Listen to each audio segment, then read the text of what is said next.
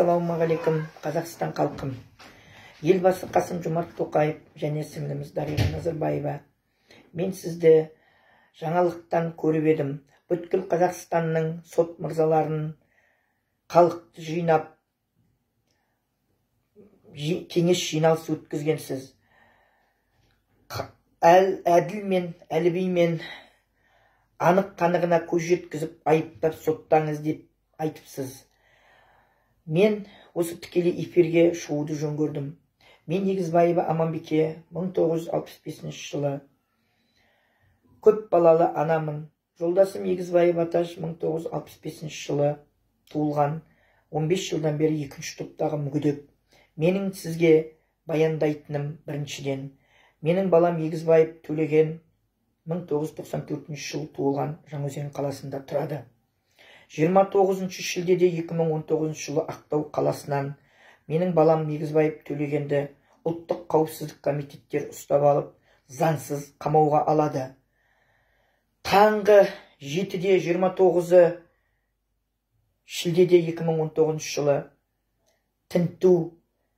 үйге тінту жүргіземіз деп қаулысымен келінімнің үйі 32-ші пәтерде, сол үйде Егізбаев Төлеген тұрады деп ұлттық қауіпсіздіктер келіп тінту жүргізген. Тінту жүргізген кезде бұлар ала сумкамен келіп, қолдарында ала сумка қаразілдей бізге көрсетпейді. Понитой болған жоқ ешқандай.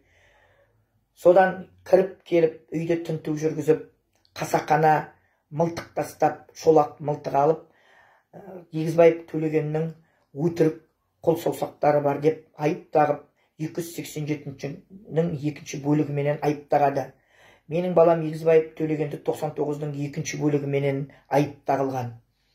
Содан ол бала 15 ақпанда ауылда болған емес.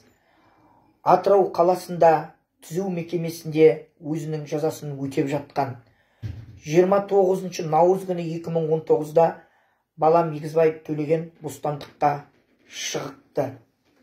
Содан мен сот 2 күннен кейін 31 күні санкция береді. Сот мырзасына, қорғаушысына Атыраудан шыққан анықтамасын берген болатынмын. Содан қорғаушым арызданып, заңсыз қамауға алды Егізбаев Төлегенді деп сотқа арыз жазып, сот болады. Бірінші сот болады, дәлел болмайды. Екінші сот болады, дәлел болмайды. Үшінші сотта дәлел бар деп тергеуші бүркеншек куәгерлерді келіп, менің баламды телефонмен сөйлесті деп айып тағады. Содан дәлел болмағасын бұл балаға Өзбекстан азаматына келіп, 17-18 шілдеде Өзбек азаматы Егізбаев Төлеген келіп, менен 50 мың сұрады деп жалған ақпарат береді. Себебін айтайын дегенім, менің баламды қамауға алғанда шашын алып тастаған. Шашы 1 сантиметр болатын. Беттестіру кезінде қалай танып тұрсың Егізбаев Төлегенді деп қорғаушылар сұрақ бергенде, шашынан танып тұрмын деп жауап береді Өзбекстан азаматы. Ол уақыт 1 сантиметр. Ал 17-18-де Өзбекстан маған келді дегенде шашы 25-30 сантиметр болатын. Бұл 100% жалған ақпарат береді. Менің балам Өзбек азаматына бармаған. Ешқандай. Енді осы қазіргі таңда Өзбек азаматы жоқ. Қашып кетті Өзбекстанға. Содан кейін жүнтеста келеді. 20 шақты бала болып, мені қорқытуға келді деп. Бұның бәрі жалған ақпарат. Бұның бәрін ұлттық қауіпсіздік комитеттер жалған ақпарат бергізіп, сырттан балдарды жинап, ақпарат берін деп, қол қойдырып, сондай жұмыстар жасаған. Бұл жалған ақпараттан кейін бұл жүнтес азаматын алып тастайды істен. Содан менің балам Егізбаев Төлеген 1994 жылы бұл 15 ақпанда оқиға болғанда ауылда болмаған, Атырау қаласында түзеу мекемесінде жазасын өтеген. Енді осы айырмашылықты қарап менің де ішім удай ашиды. Содан бұған 262-нің яғни УПГ деген айып таққан. Бұл айыпқа қандай дәлел керек? Осыншама УПГ деп айып тағатындай менің балам бандит емес, менің балам террорист емес. Сонда бұл не болғаны? Жерден алып, жерге салып баламды әділдікпен қарауыңызды сұраймын. Бір айдан соң екінші балам 1991 жыл туылған Егізбаев Дәуренді ұстап алып қамауға алады.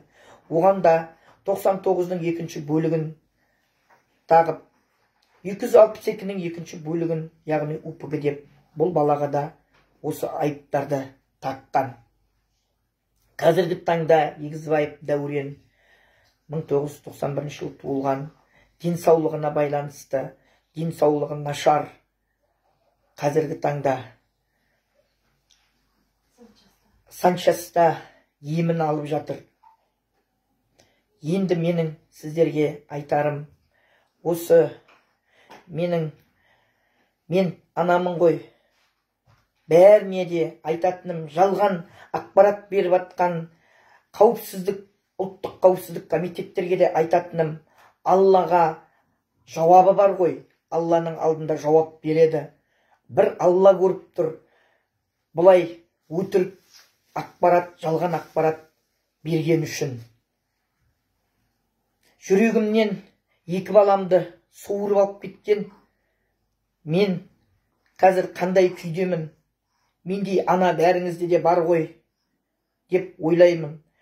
Осы теледидарды көріп отырған қазақ халқыма, жоғарыдағыларға осы менің баяндамамды қарап, екі баламның 100% Егізбаев төлегенде айып жоқ деп сенімдімін.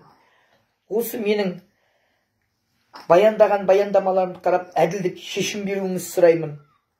Алла разы болсын осы менің баяндамамды тыңдағандарыңызға. Сау болыңыз.